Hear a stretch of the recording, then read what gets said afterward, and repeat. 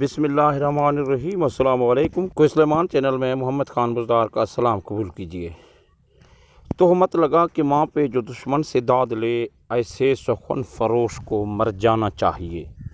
دوستو، سیاسی منڈی کے ریٹ آسمان کو چھو رہی ہے، بیوپاریوں کی چاندی ہو گئی ہے۔ خان صاحب کو حساب بھگتنے کے فیصلے پر وطن عزیز کے مہرے حرکت میں آ چکے ہیں۔ میثاق جمہوریت پر سمجھوتا جائے بھاڑ میں۔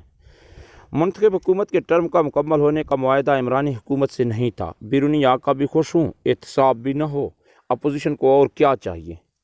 بس کسی طرح حکومت گر جائے۔ ہارس ٹریڈنگ بے شک ہو، مقدس ایوانوں میں ضمیر بے شک بیچے جائیں، کروڑوں کی رقم سے عمران کے نام پر لیے گئے ووٹ کو بیچا جائے، بہتر مستقبل کی آس لے کر تبدیلی میں بڑھ چڑھ کر حصہ لینے والوں کی ووٹ کا یوں ہی سر عام بک جانا انتہائی افسوسناک ہے۔ عمران خان نے گندے نظام کو ننگا کر کے رکھ دیا ہے۔ صدیوں کے سیاسی دشمن ایک ہو کر سیاسی نظام کو لپیٹنے کے قریب پہنچ چکی ہیں۔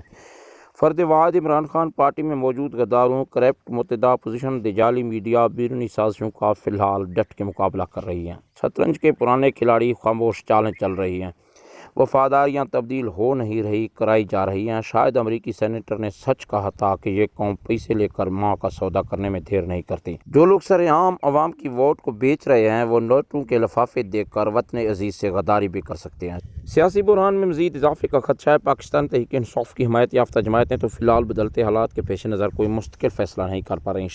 شاید عوامی رد عمل کے پیش نظر اتحادی جماعتوں سے پہلے پارٹی کو توڑا گیا۔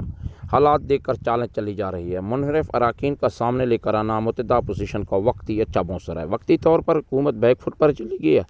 حکومتی اتحادی شش و پنج کا شکار ہیں، کہیں اپوزیشن کی ناکامی کی صورت میں ان کا نقصان نہ ہو۔ حالات جس قدر تیزی کے ساتھ بگڑ رہی ہیں، سنور بھی جائیں گے، کیونکہ اس دیش کی سیاست اصول و ضوابط کے گرد نہیں گھومتی، بلکہ افادات کے چکر میں گھوم کر اقتدار کی سمت میں رہنا پسند کرتی ہے۔ مختصر یہ کہ نامائندگی کی اب بھی گنجائش نہیں۔ کپتان کریز پر موجود ہیں، حکومت رہے یا نہ رہے، سارے گندے انڈوں کا ایک ہی ٹوکری میں جمع ہو جانا عام آدمی کے لیے اب ان کی پہچان آسان ہو چکی ہے۔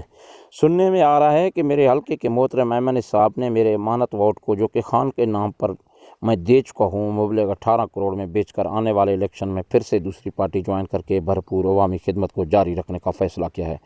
خدا کرے یہ قیاس رائیاں جھوٹ پر مبنی ہوں، شاید اپنے ضمیر کی نہیں، انشاءاللہ میرے قوم کی ضمیر کی سرعام فروخت کا حساب اگلے الیکشن میں سود سمیت لیا جائے گا۔